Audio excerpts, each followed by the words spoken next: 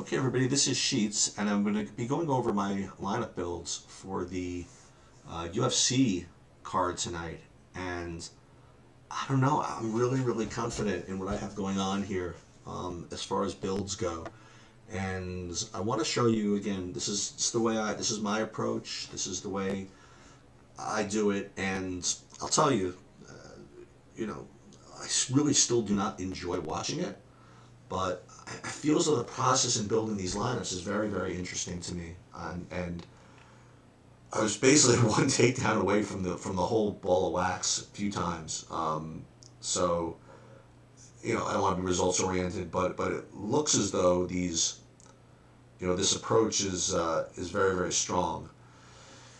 So again, what we look to do is, first of all, we look to find good live dogs. Which, I mean, look, any content you can find out who the good live dogs are, and I'm going to go over them obviously because it's important to be able to get them in. You can't play all favorites in MMA, almost never.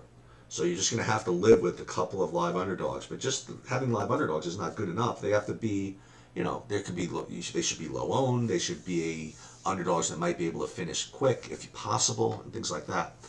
The other thing that you need to be able to do is identify fights that you don't really care who wins. In other words, look at fights that rate to finish inside the distance. So, if you can find some live dogs and then highlight fights at least that you think can finish inside the distance, you're already like 3/4 of the way there. Now, if you happen to also have an opinion on the guys that are in those fights that rate to finish within the distance, then, I mean, you're really in tremendous shape. So before we even go into my lineups, which I'm going to get to in just a second, this is the way I kind of do it. So we don't look at the Roy Jones versus Mike Tyson betting odds. The first thing that we do, and we'll get to the live dogs in a minute, but is let's see what fights rate to be the ones to score the most points. Now, first of all, the main event is always in play, right? It's 5 rounds, and just having 5 rounds is just really just tough to fade sometimes. But then you look at some of these other fights that have an in the distance prop of 1.5 rounds or less. These are the real key fights on the whole card. So one of them is going to be and again, my friend Chris just always loves when I butcher these names, but Mauricio Rua and Antonio Rogerio Nogueira. Is that close? I think one of them is called Shogun. I don't know who. I don't care. But this is a really big fight in that it's over under 1.5. I was about to say runs, 1.5 rounds. So that's a really strong one to highlight. Scroll down, another one is this Paul Craig, and I appreciate the name because I can pronounce that one, and Gadzimurad and Tigulov. Excellent. So that's another key fight because it's under 1.5 rounds, is almost pick 'em. And then, well, this is a little different because this is Shimaev McKee, who I already bet on this guy before, and this guy's a freaking beast. He's a minus 14-1 favorite and a 1.5 round prop. I mean, it's definitely tough to fade that. And then you look down, and Aspinall Collier is another one, which is 1.5 rounds over under. So that's another one you want to highlight. Then if you wanted to be really cutesy, you could then go to the next group, like the over 2.5 round ones that have the best win odds, like the best props. So the Gustafsson Verdum fight, that's 2.5, but it's about pick'em as opposed to say the Esparza fight, which is 2.5 and minus 400, right? And Oliveira Sabota is also kind of a secondary option because it's 2.5 and minus 120, 100. So those are going to be the other fights that I'm going to be kind of keying in on.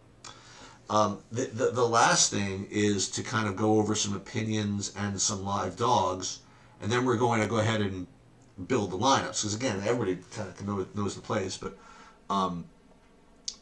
I do have a couple of leans. One is maybe this Jai Herbert. So again, it's fine. It's not a lock or anything like that. So he's a guy I'm going to look to maybe get in with if I have to. which you're just going to have to. But you think about it, is that in some of those fights, if you don't have an opinion on those key fights, you could use the underdogs in those fights as your live underdogs, which we're going to get to.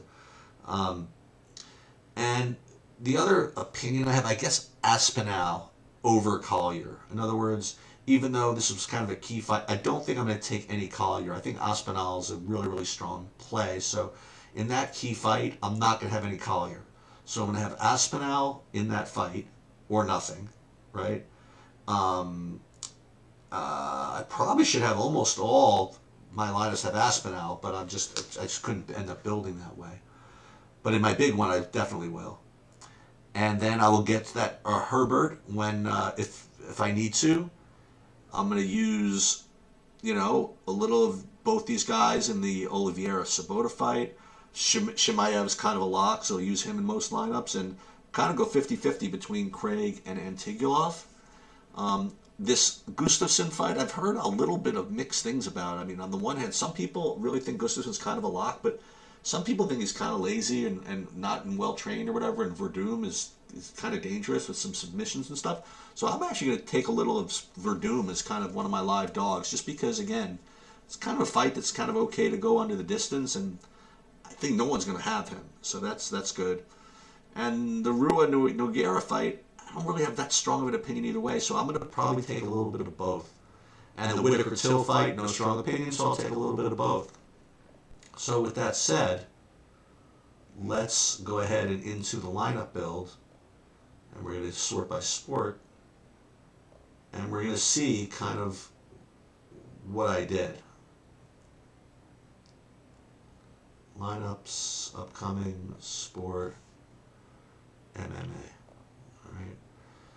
So the first thing that you'll see is that I have the Craig Antigulov fight in every lineup. Okay, and just so you see what I built 1, 2, 3, 4, 5, 6, 7, 8, 9, 10. This one I don't have in any. You know what? I'm going to put this one in just for it. Well, I'll do it at the end. So you'll see I have Craig and Antigulov in every lineup, and I really don't have much of an opinion on either one. So I ended up with Craig 60%. You know what? Just for the hell of it. So in this one, what I'll do is I'll put this one. And I'll end up putting this one in.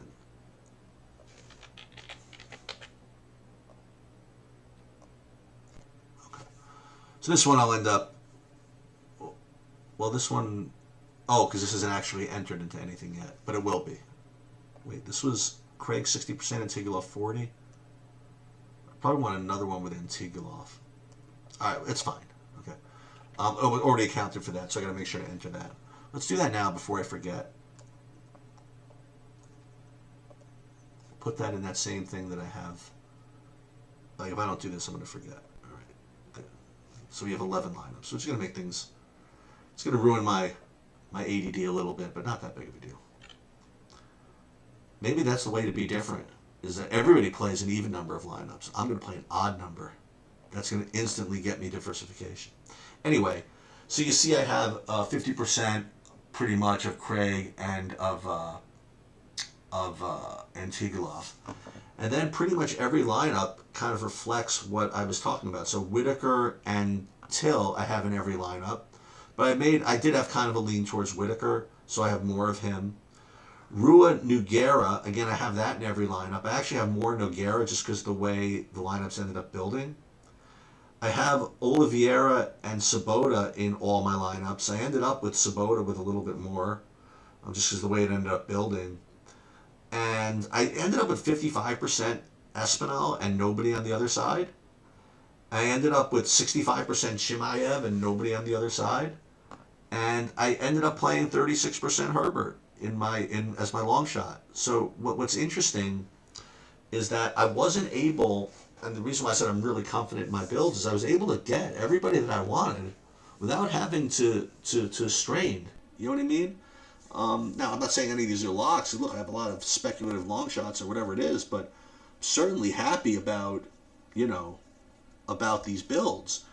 And it doesn't always work out that way in the MMA. I mean, in the last couple of weeks, I'm like, okay, I remember 2 weeks ago, I actually struggled to even find another lineup to put in. I only liked like 6 lineups.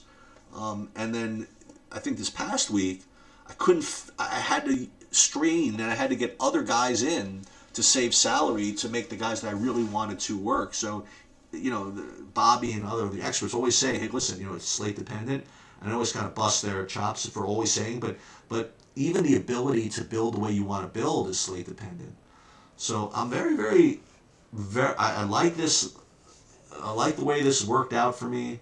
Again, I don't encourage you to just put these guys in, but it just, again, just to show you how you can use a very streamlined process to get what you need to have done, right?